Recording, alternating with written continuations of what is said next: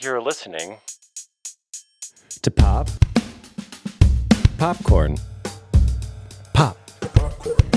Popcorn. Forest. forest. Okay. Forest? Sentence number 1, baby. This week's a little bit different. No interview, just recordings of Low Tech Magazine, coming to you from Richmond, California. Number 2. Shit. It sucks when you forget number 2. But number 2 is that originally I had recorded some rain sounds in Richmond, and I accidentally deleted them, and this is an homage using other people's recordings of the rain, which are quite lovely. Okay, so Low Tech Magazine, locked and loaded. Yeah, Low Tech Magazine. Hopefully you find them thought-provoking. Okay, I will make an attempt to be kind to myself if you promise to do the same. Take care.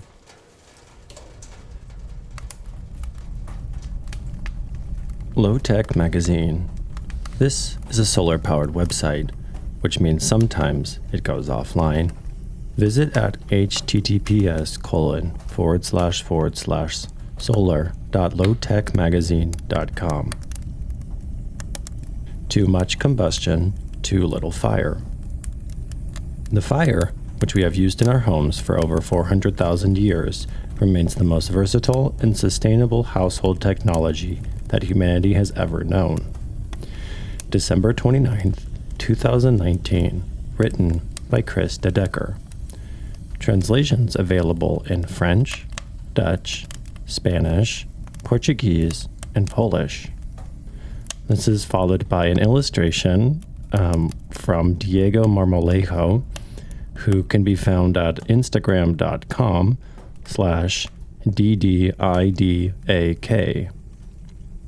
And the illustration features an exploded diagram of a toaster with the slices of bread and the metal housing. The fire, which we have used in our homes for over 400,000 years, remains the most versatile and sustainable household technology that humanity has ever known.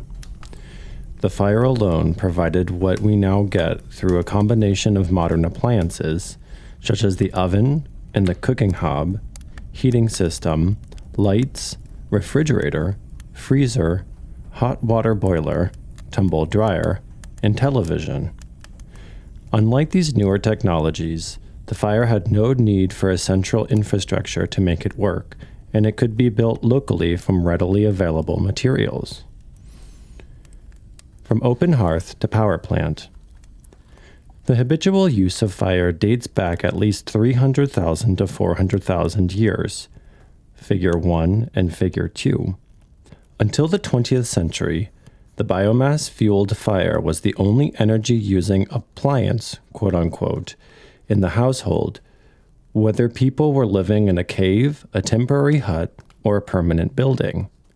The earliest shelters were often erected with the express purpose of keeping fire alive, protecting it from wind and rain. For most of history, the fire appeared in the form of an open hearth, which was built on an earthen floor in the middle of a shelter.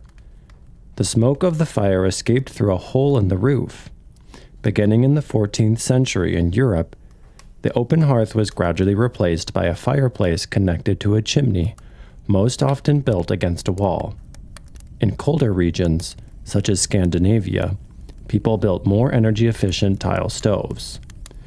To find out more about this, you could visit https://solar.lowtechmagazine.com and go to the article for sunbathing in the living room, oven stoves, and heat walls. Returning to the article, in colder regions, such as in Scandinavia, people built more energy-efficient tile stoves. while in milder climates, such as those around the Mediterranean, people continued to use braziers, portable metal baskets in which charcoal was burnt. In the 18th and 19th centuries, fireplaces were starting to be replaced by metal stoves. The fire remained central in the household until the 20th century, when it was replaced by a wide range of appliances plugged into central infrastructures. Today, in industrial societies, even metal stoves have become rare in households. Open burning has all but been banned, especially in cities. New buildings no longer have fireplaces, chimneys, or a hole in the roof. Paradoxically, writes Luis Fernandez Galeano in Fire and Memory, on architecture and energy, the dwellings that began as places to promote the fire today shun open burning. Footnote 3. In Fire, A Brief History, Stephen J. Pine observes that urban residents can pass years without seeing a fire. It appears mostly by accident or arson, and almost always as a danger. Footnote 4. However, the fire has far from disappeared. Thousands of individual fires in households have been replaced by a few giant fires in central power plants. And the fire also burns elsewhere. In our economy of abundance, writes Stephen J. Pine, fire is at the heart of the magic. In factories, automobiles, homes, and power plants, modern cities remain fire-driven ecosystems. Shut down combustion, and you shut down the city. But open flame itself has vanished. Like a black hole in space, fire has shaped everything around it without itself being visible. Industrialization has only altered, not abolished burning. Most importantly, fire started using another energy source, fossil fuels instead of biomass. Until the 20th century, almost all human-made fires were the product of renewable energy sources: wood, grass, dung, peat, and some early uses of coal being the exceptions. This is followed by a brief link to solar.lowtechmagazine.com in an article called Medieval Smokestacks, Fossil Fuels in Pre-Industrial Times. Today, in industrial societies, almost all the fire at the heart of the magic burns on coal, gas, or oil. Fire versus electricity. Globally, a few billion people still live in households built around an old-fashioned fire, often in the form of an open hearth. Some people in the Western world consider this as a backward and primitive practice that needs to be abolished, even though it is based on the use of renewable energy sources. For example, in 2011, the UN and the World Bank launched the Sustainable Energy for All initiative, aiming to ensure universal access to modern energy services by 2030. Footnote 5. But the concept of modern energy services is vague, but it essentially refers to the use of electricity and gas, and thus, in practice, the use of fossil fuels. Initiatives like this imply that modern energy services are better than the traditional open hearth or fireplace. Urbanites see fire as a technology for which other, more advanced technologies can substitute, writes Stephen J. Pine.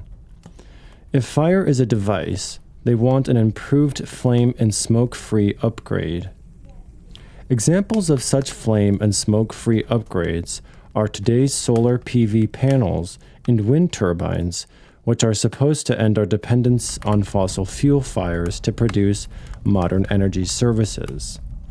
However, how do open hearths and modern energy services, including those based on renewable energy sources, actually compare in terms of efficiency, sustainability, health, and safety? What are we really saying when we argue that electricity or gas are, quote, better than a traditional fire? The versatility of fire. One reason why people in industrial societies regard open fire as inefficient and unsustainable is because they simply don't know how their ancestors actually used it. If these days a fire is considered to be inefficient, it's because we only measured the efficiency of one of its functions, usually space heating. However, our ancestors did not only use fire to warm themselves, they also used it for cooking, illumination, food preservation, hot water production, clothes drying, and protection from predators and insects, among other things. This is followed by an illustration by Diego Marmolejo, and it shows another exploded view diagram of, this time, a hairdryer. Fire is extremely versatile. It's hard to say which of its functions were most valued by our ancestors. Therefore, if we measure the energy use of a household fire and compare it to modern technology, we should not compare it to the energy use of a heating system or a cooking stove alone, but to the energy use of an entire household. Cooking with fire. As a cooking device alone, the fire can accommodate a wide variety of cooking methods and replace a surprisingly large number of modern kitchen appliances. The fire not only functioned as a cooking stove, but also as an oven. For roasting and grilling, food was held on a turning spit and cooked by direct exposure to the fire. Baking happened in a clay container, a Dutch oven, which was put in the ashes of the fire. Alternatively, a separate bake oven was built into the jamb or the rear of the fireplace, or as a freestanding structure outside the house. Boiling and frying happened in a pot that was hanging above the fire. Footnote number 6. The functions of many smaller electrical kitchen appliances were also enabled by the fire. For example, you may think that people started eating toast when the electric toaster appeared in the 20th century. But before that time, they simply held a toasting fork into the fire. Likewise, quickly preparing warm drinks did not begin with the invention of the electric immersion heater. Early on, people immersed a red-hot iron tool in a cup, producing hot beverages in a matter of seconds. The fire also substituted for today's refrigerator and freezer. In The Food Axis, Cooking, Eating, and the Architecture of American Houses, Elizabeth Collins Cromley describes how meat and fish were suspended for several weeks in the smoke of a fire to preserve them for longer. Footnote number 6. At the simplest level, our ancestors hung their cuts of meat or fish in the kitchen chimney, or if there was no chimney, high above the hearth, suspended from the ceiling. Smoking fish and meat could also happen in a chimney smoke chamber, which was either an adjunct to the kitchen fireplace, or a chamber built off the chimney in the basement or attic. The smokehouse could also be a separate building. Several other food preservation methods were dependent on fire. Fruits, vegetables, and herbs were dried by fire if the local climate wasn't sunny enough. Sugaring fruits and making butter and cheese all depended on heat from a fire. Salt, essential for food preservation, was kept in a box hung against the fireplace to keep it dry. Footnote number 6. Distributing heat and light. A fire not only produces heat and smoke, it also produces light. As a light source, fire was just as versatile as electric lighting is today. The light of a fire resided not only in the hearth or the fireplace, but also in torches, rushlights, and later candles and oil lamps. Footnotes 9 and 10. Heat from a fire could also be spread all over the household. Although the kitchen was usually the only space in the house that was heated, embers from the fire could be put into portable heating devices, such as foot stoves and bed warmers. This is followed by an inline link to another Low-Tech magazine article, which is called Restoring the Old Ways of Warming, Heating People, Not Places. That's an article from 2015. The fire was also used to heat water for cleaning and washing, a practice that continued when cast iron wood stoves appeared. Many of these had hot water tanks. Furthermore, The fire took care of drying clothes, substituting for, page turn, today's tumble dryer. And people didn't just start ironing their clothes when the electric iron came along. Since the Middle Ages, our ancestors used plain metal irons that were heated by a fire or on a stove, or a box iron which held glowing charcoal inside. Some of these had a small chimney to keep smoky smells away from the clothes. There was also the function of the fire as a focal point of communication and socialization. For thousands of years, the hearth was the ancient focus of conversation and the crackling soul of the house. Footnote number 3. Televisions and mobile phones have taken over these roles, although it is doubtful whether they hold the same appeal for people as fire does.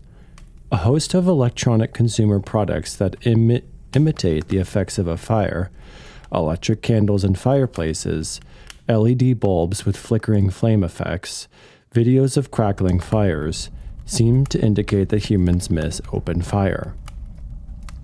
Sustainability and efficiency. In a household built around a fire, the making of hot beverages and toast, the drying of clothes, or the illumination of the space does not raise the energy use of the fire. It simply makes more efficient use of the fire that is already there for other purposes, like space heating. To achieve the same result today, we have to turn on several appliances, and all of them require extra energy use: the heating system, the immersion heater, the electric toaster, the tumble dryer, and the lights.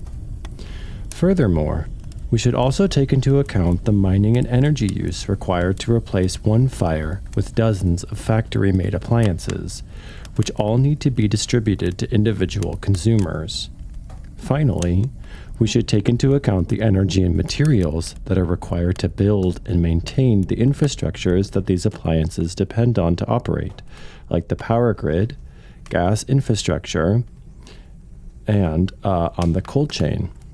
In contrast, an open hearth can be built locally with readily available materials, and it operates independently of centralized infrastructures. This is followed by another exploded diagram view illustration by Diego Marmolejo, this time of an iron. And it's really cool. You can see all the buttons and pieces.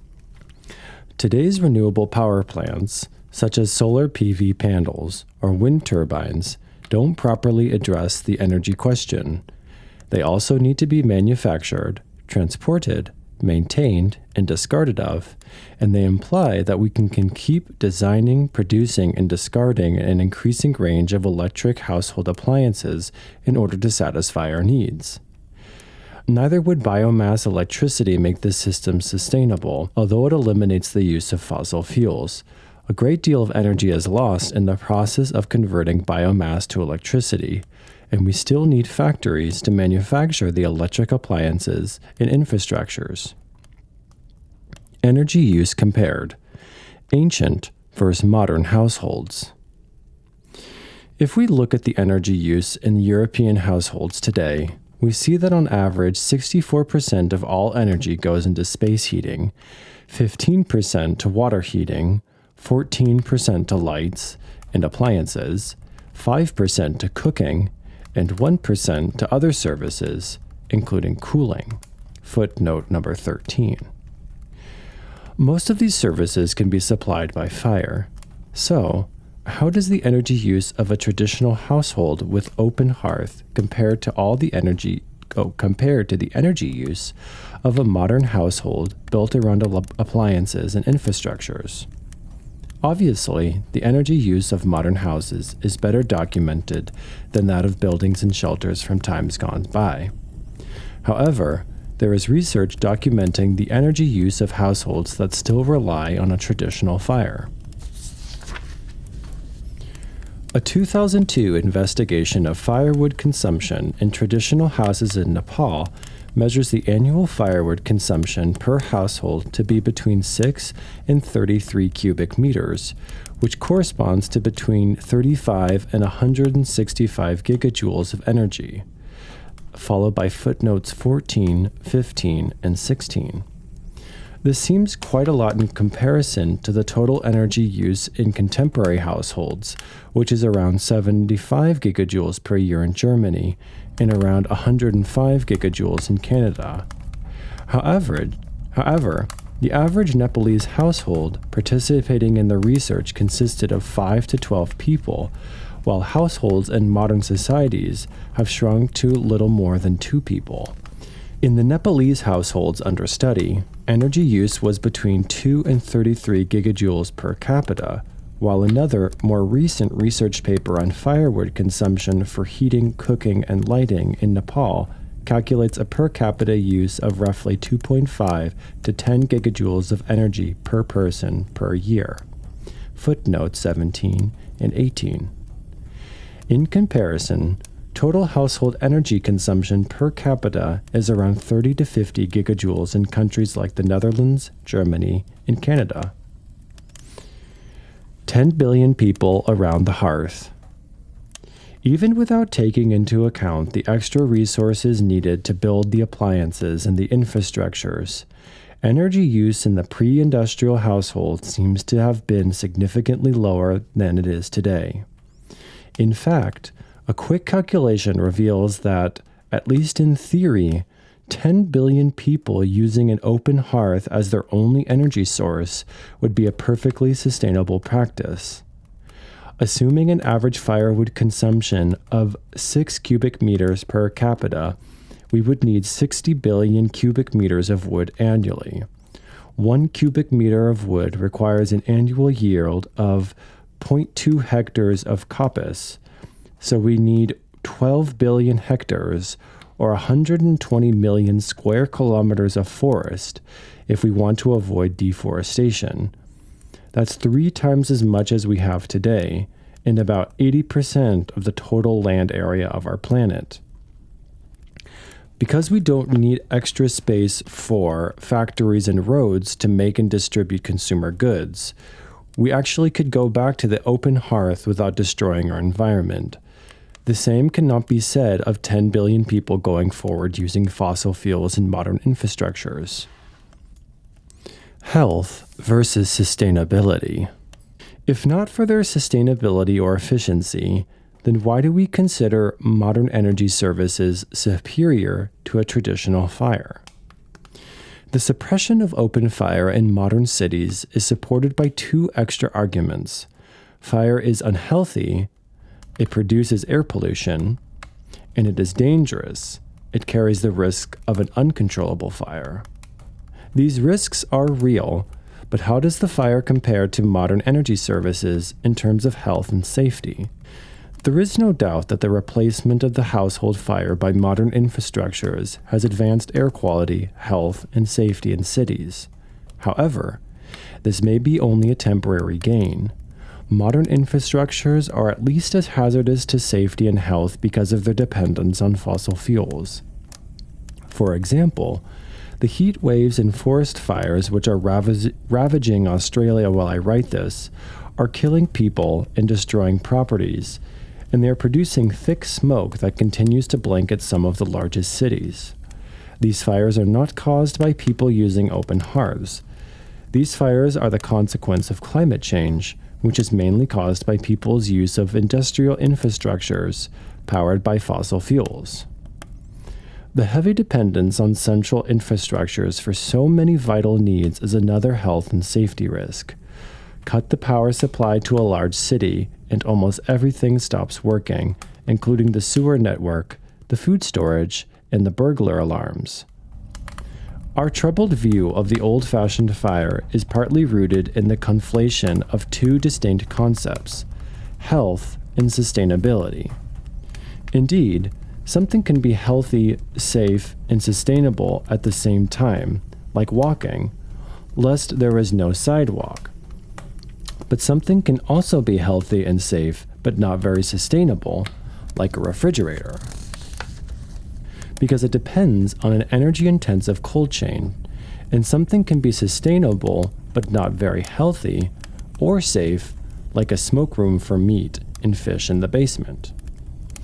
Health and longevity are things that we as individuals need, want, desire, or feel entitled to, just like we feel entitled to certain levels of comfort, convenience, speed, or cleanliness. On the other hand, defining sustainability requires us to question what levels of human comfort, convenience, cleanliness, speed, safety, and health our environment can support before it collapses.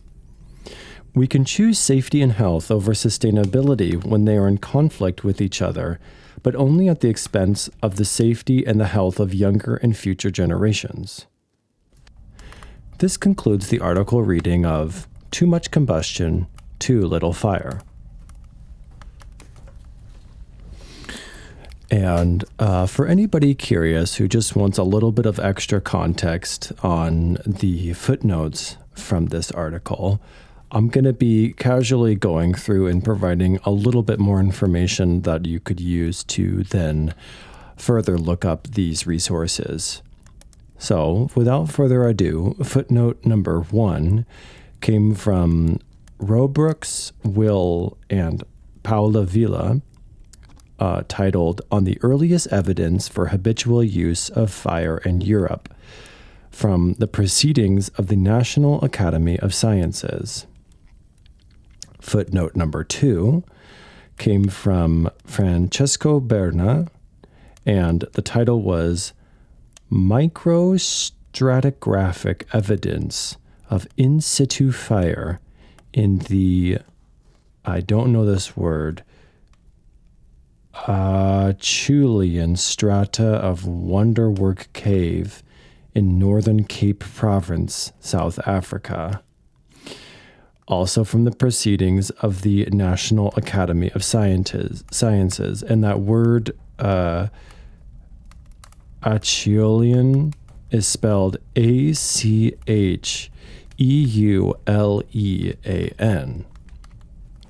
Footnote number 3, from Guillen Fernandez and Luis Fernandez Galliano.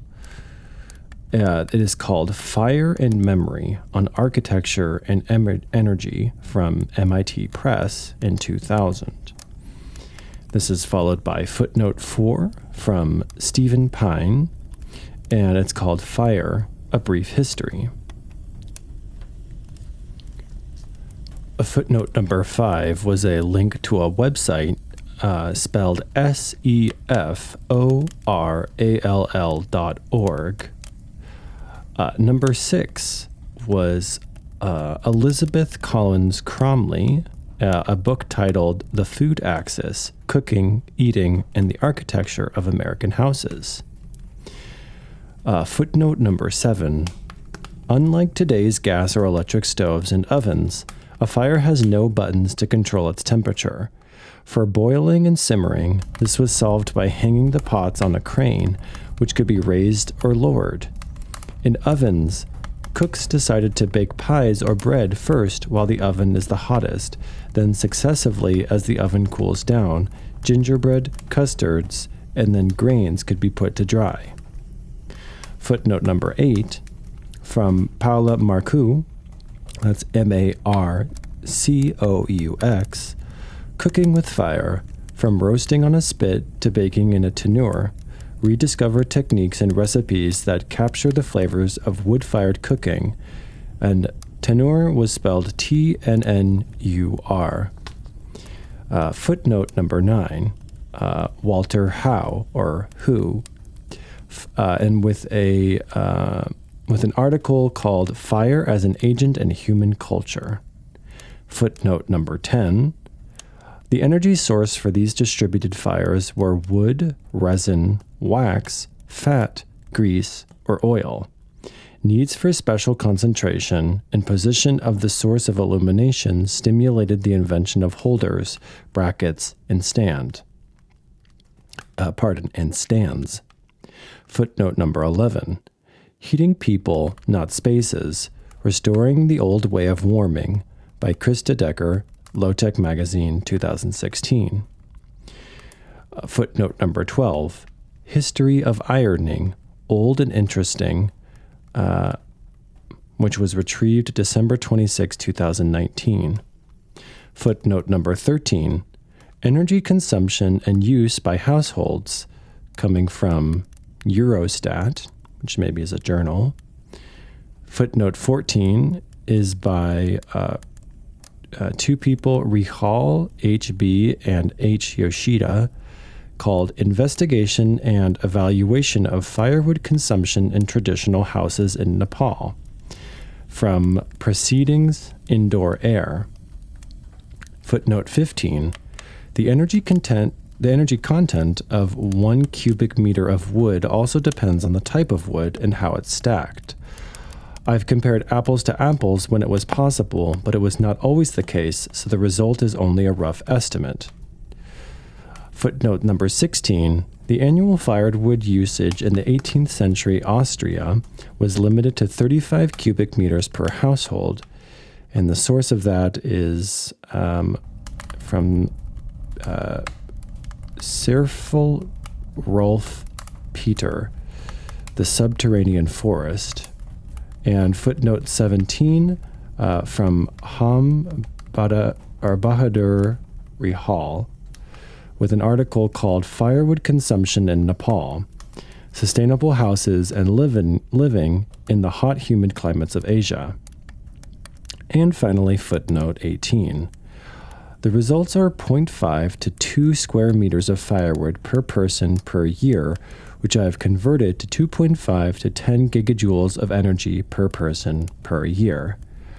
I do apologize for any of the names which have been butchered in the reading of these footnotes.